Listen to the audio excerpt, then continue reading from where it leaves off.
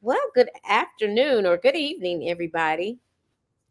I'm Steph, the Educator, and welcome to the Essential Pedagogy podcast. I'm so happy to be here today. I've had a very eventful week, and I think a lot of us have because of with our little no snow days or freeze. Okay, we had a freeze, not really snow.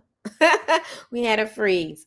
Anyhow, we have been really busy. The last time I talked to you about some professional development that I was doing, and since then I've slept and done some things. But I want to tell you a little bit about the background and why I'm doing this podcast. I had to revisit it myself about why I'm doing this. Is because I want to help build compassion on both sides of the fence of parents and interested parties and educators so that we can understand one another and bridge the gap so that our children can reap the benefit of um, us collaborating and working together.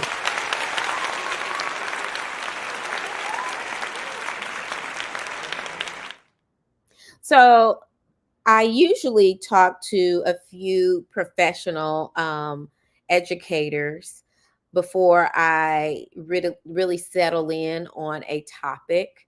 Um, so I talk to a few and I survey a few people about, like, hey, how do you feel about this? What do you feel about that? I recently asked a educator who's running school. I think the educator asked me, it was a guy, um, don't you think we need to get back to running school? Like educators need to get back to running school because we don't run school. And I felt like that was very a powerful perspective, uh, or very interesting. I don't know how powerful it was, but it was very interesting because he's speaking from his experience, his walk. And I understand that walk because a lot of times we feel powerless in education. I have had the experience of being a parent and being an educator and dealing with things that was out of my control in schools on a parent side, and the same thing with being a teacher. And I settled on trying to do a little bit more research on Parent Teachers Association, the National Parent Teacher Association. Recently, I talked to a young lady who was in college, and um, she helped chaperone a field trip that I was doing. Um, and I told her a lot of times if the organization has the word national in it, they were chartered by women or people of color. And if they had American in it, then a lot of times they're chartered by um, white men, white people, what have you. And you can kind of tell by the name of the organization about, when it began, because if American is already taken because of people in power have used that name, then what is left over is national. Okay. So no hard feelings right there. It's just a fact. So the National PTA was started over 120, well, it's coming up 125 years ago. Oh, no, it's over 125 years ago. 1897. It was founded in 1897 by not just women, mostly women, but men were involved, laborers were involved, to create an organization for the benefit of their children who were in school. As a result of the national PTA, we have had child labor laws to be passed because of this organization, universal kindergarten, national school lunch programs, juvenile justice system. All these were accomplished through PTA members of advocacy. So they were advocating for children, and in the midst of that, they have created an avenue to have laws to protect children and things of this sort. So I want to talk to you guys about how things get done. And a lot of times we will complain about uh, what can we do. We feel powerless about what to do, how to do it, um, how to get some of our wishes and our concerns addressed in schools.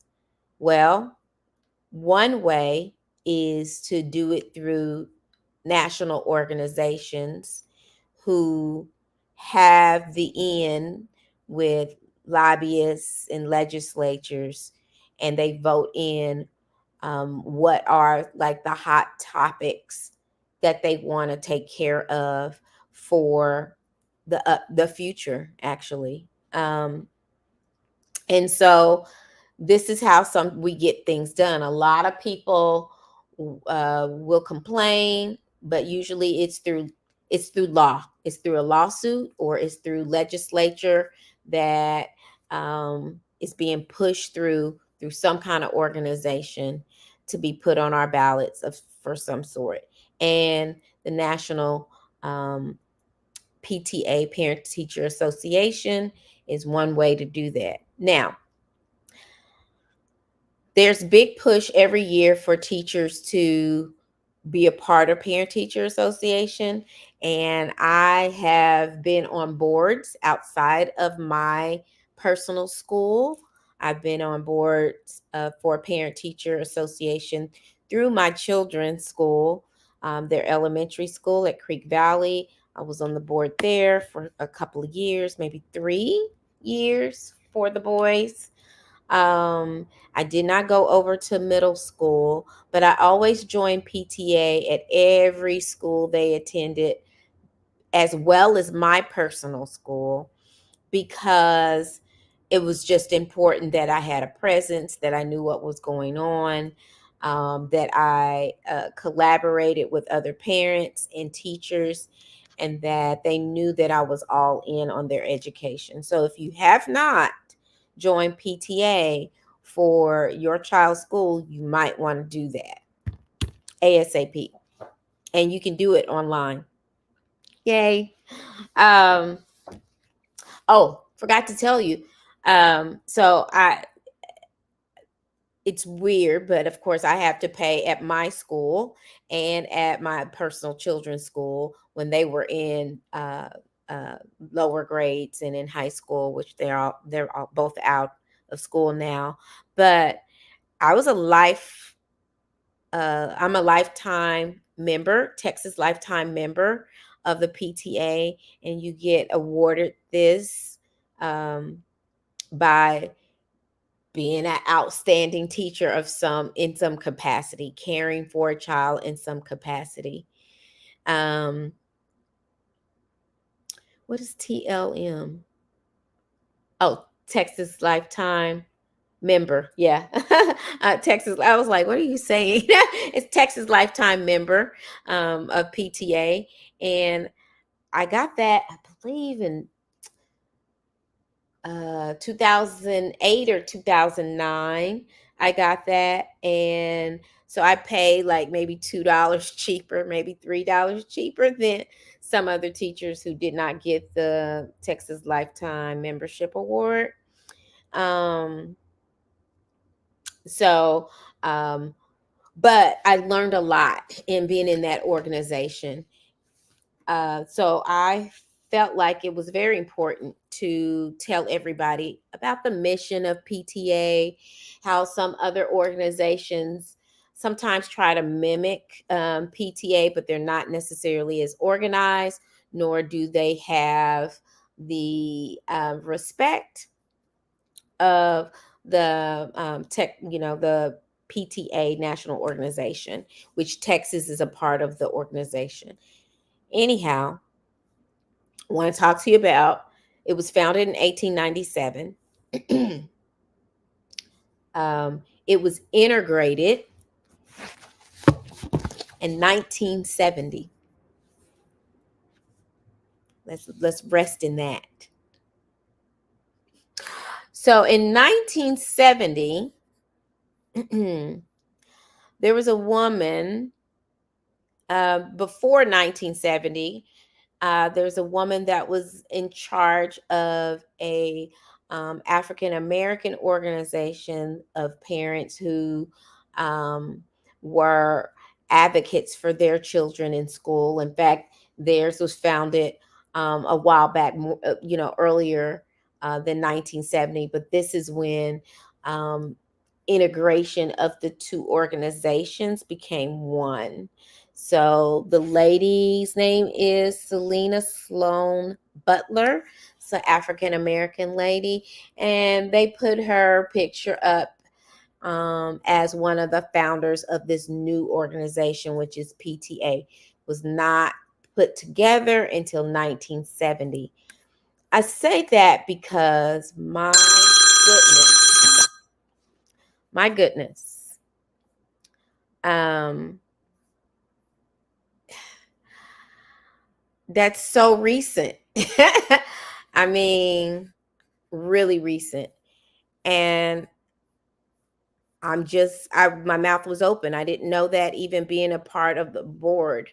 I just kind of jumped in with both my hands and feet, and just was like, what can I do to help? What can I do? Without really knowing all the historical facts about this organization. I just wanted to help in my at my local school, which we did accomplish much.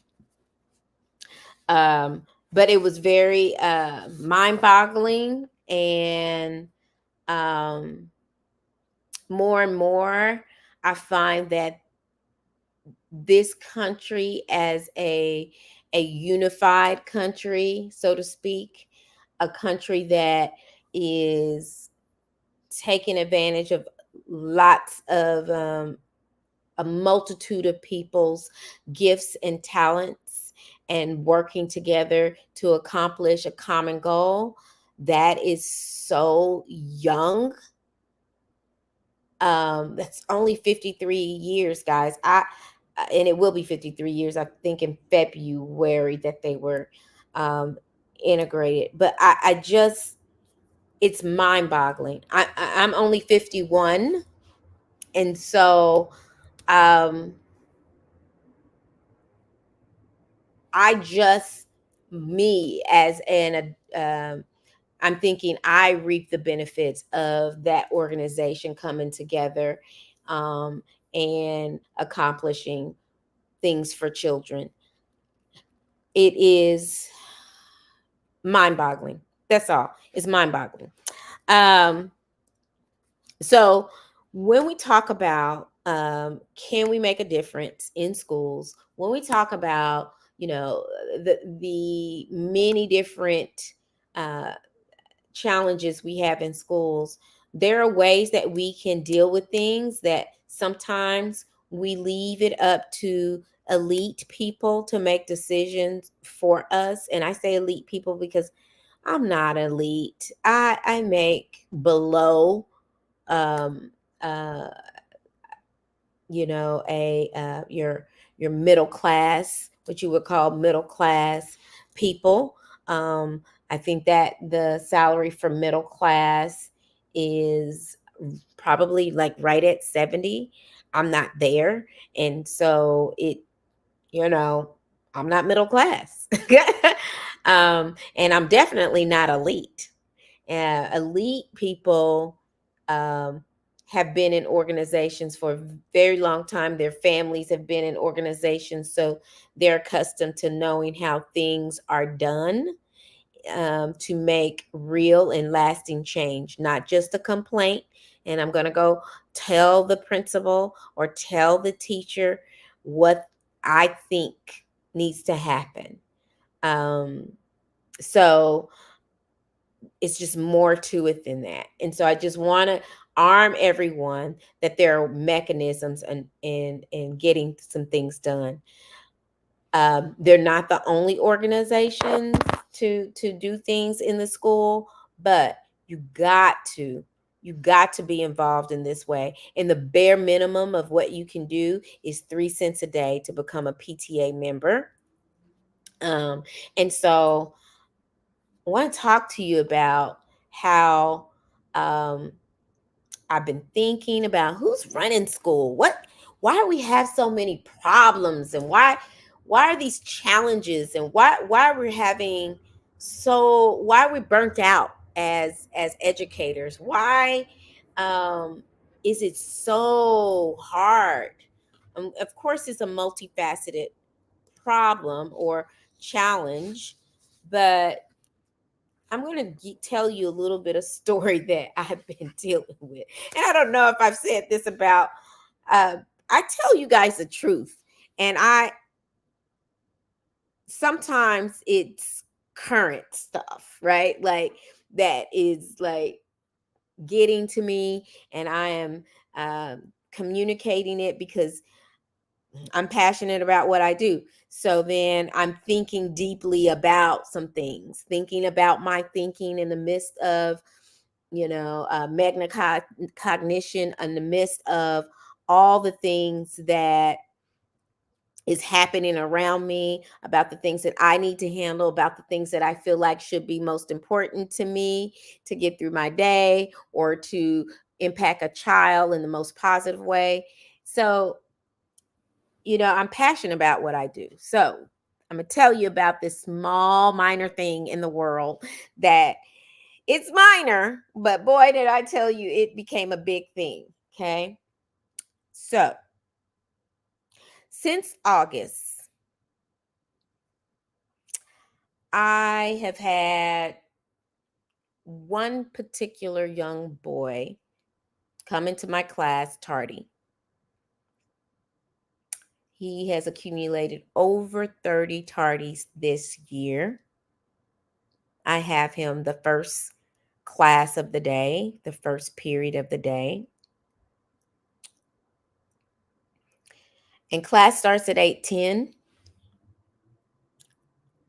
I am at work by 7:30. That's when I'm supposed to be at work. And this little boy is usually in around 8:15, 8:20, 8:35, around that time. So all last semester, I've been having dialogue with him and saying, hey, you need to get here on time. How do you get to school? Why are you not here on time? I love that you're here. Trying to really encourage the young man to come to school and not criticize him for being late all the time. Just make a joke of it, make light of it. Is there a fine for parents? It's funny. It's funny. I'm going to get to that. So I've been talking to the boy, and I was like, oh, when he's late, everybody knows this boy is going to be late. So I'm like, hey, welcome to class. We're so happy you're here. Some days it's just as simple as that. I take the tardy slip, put it in a drawer. The tardy slips are about this thick right now. He tells me, hey, my dad takes me to school. I say, you don't walk? He says, no, my dad takes me to school. My sister made me late. Every day is a different little excuse. Sometimes I ask him why he's late. Sometimes I don't. I just say, welcome to class. I'm happy you're here. What I do know is that a child that cannot drive themselves to school is not 100% at all, actually, responsible for their tardy, for that first class period, unless they've lollygagged in the hall. I'm using an old term, that's the old person's term, lollygag. Unless they've wasted a lot of time in the hallways before class, usually they're not responsible for this. So I've been dialoguing with this little boy about his tardiness without really giving any kind of consequence. Like, this is not really his fault. So, and then he's not retaining information. In fact, he's missed so much of class, he can't keep up. He knows the routine of where he can find information in a bin that I leave every kid's name who's been absent in this bin to get their work. However, um, not I've recently found out not only is he tardy, he has a disorganized life somewhat. Um, but he lost the school issued Chromebook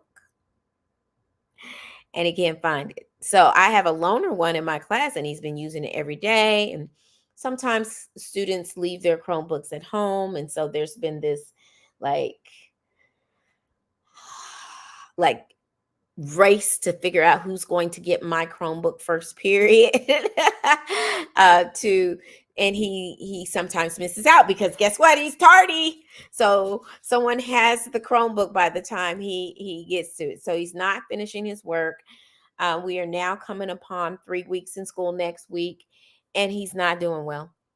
And so I'm like, so these tardies were not, I was working hard to make sure that he was at least minimal, making a C. Now it's impossible because a lot of the things, our textbook is digital, everything's digital, so he has to have those resources.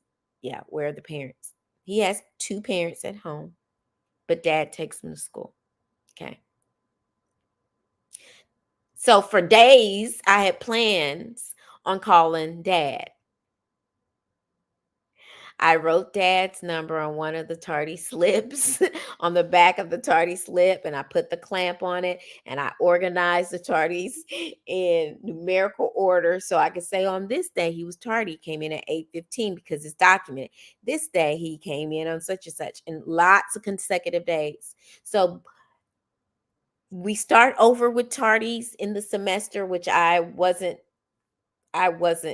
privy of that information, but okay, it makes sense because we start a lot of things over the second semester. He is up to 8 out of 12 days so far. We've only been in school 12 days this semester, and he's been tardy 8. So today I finally had it together. I had the kids engaged in something that they're able to do without a lot of assistance.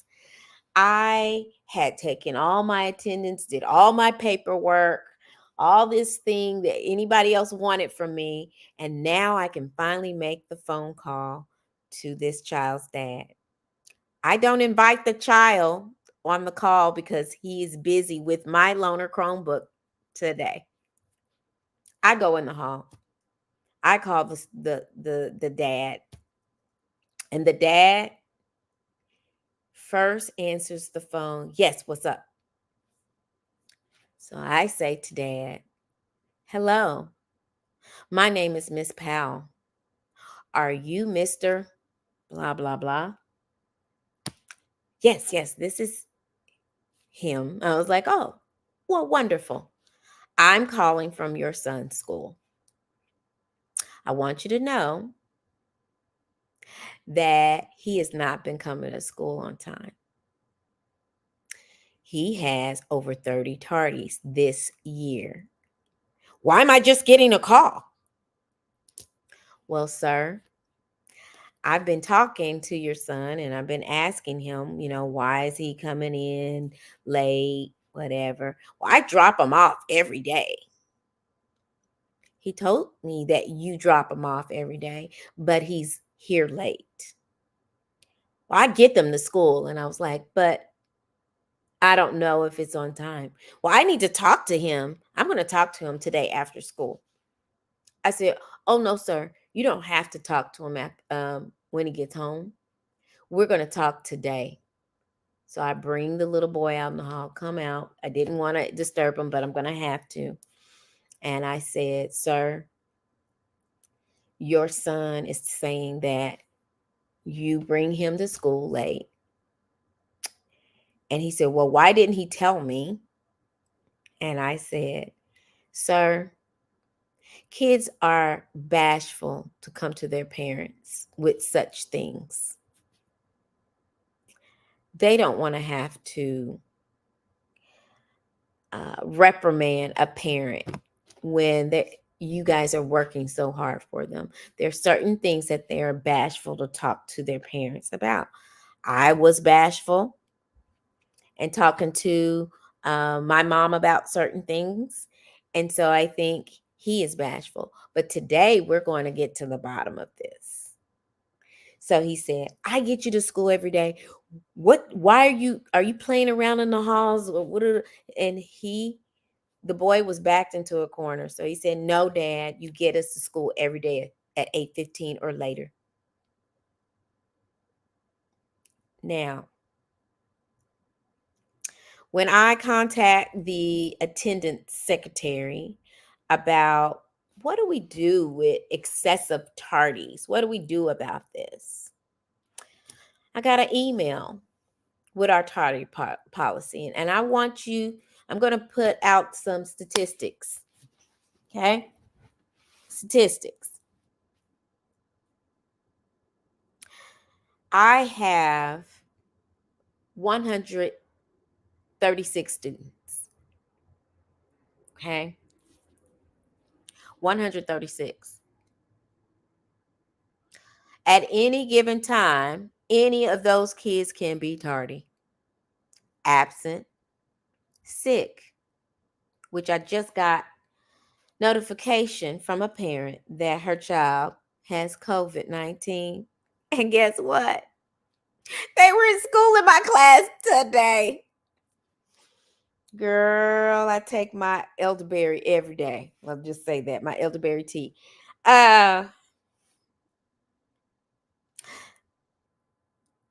So these statistics, I got 136 students. Any of them can be tardy, absent, sick, any given day, right?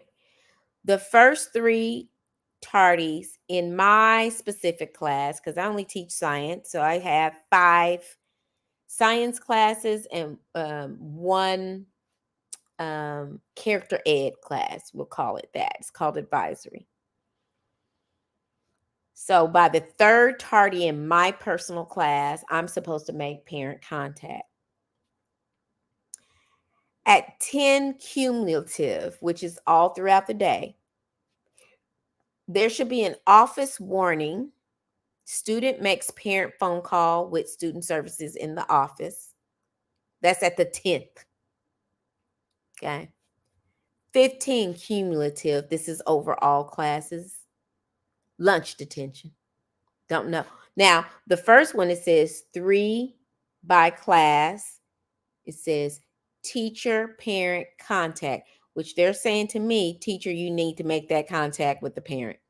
By 10, the student goes in to make a phone call to their parent and student services. By 15, they're supposed to have lunch detention. By 20, you're supposed to have 5 days of lunch detention. By 25, administrative parent call and 45-minute after school detention. 30 plus. Student services informs the student administrator to determine next step. Now, I was supposed to make a call at number 3. Did not do it. Didn't do any. And then all these other ones, some of them supposed to be done by the student. Some of them supposed to be done by I don't know who. I don't know who's supposed to give a lunch detention. I don't know who's supposed to give 5 days lunch detention. I don't even manage the lunchroom. I don't know.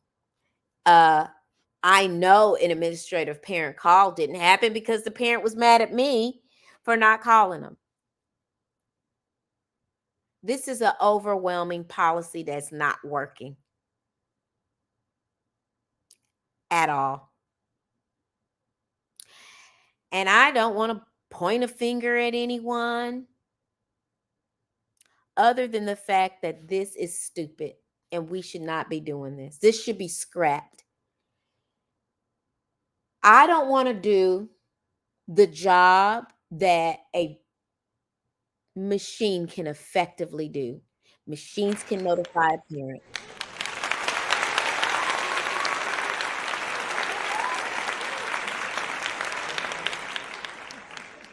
Something as simple as a tardy. If I put it in the system, seems to me the system can generate a call after a threshold or two or three. They have one, two, three, four, five, six times where something should happen. Even I feel like there should be the system could push out a form automatically filled out for the kid to sign and say, I have detention. I am tired of people treating me as a professional as a robot. I cannot do it.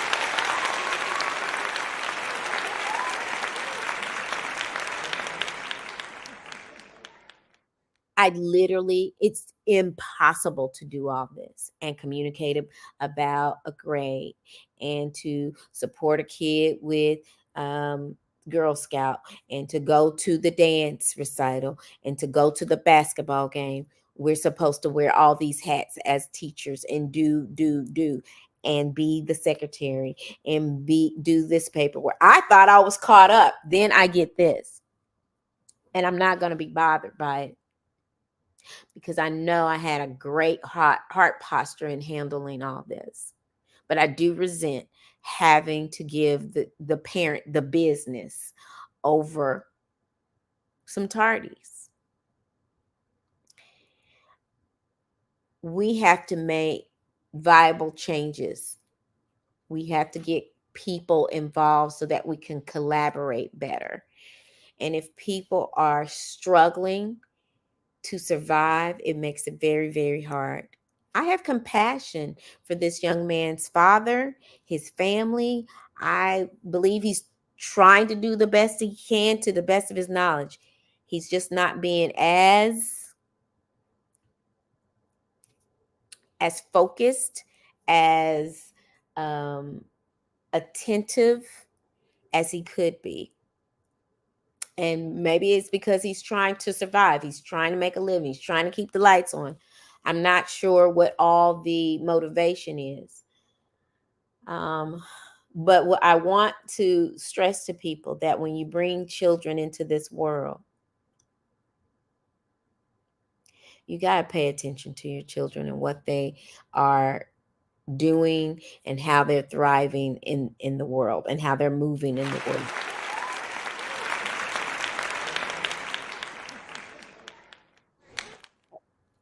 And in this instance, with this tardy policy, I'm going to have my formal evaluation on Monday.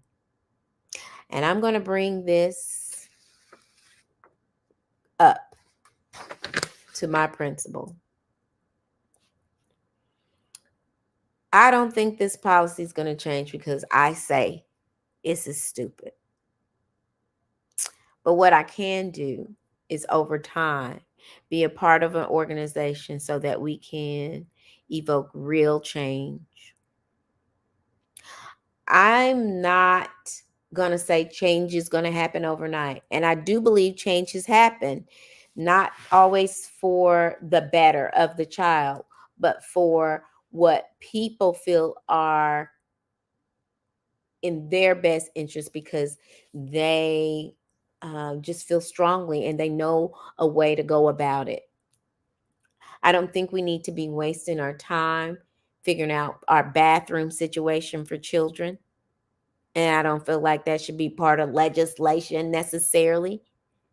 as far as who goes to what bathroom when, at what age, how to.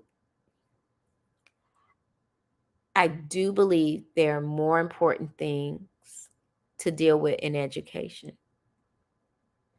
And part of that is we need to get our kids to school. Basic things like getting them to school. And whatever it is, we need to hold a forum of, or any,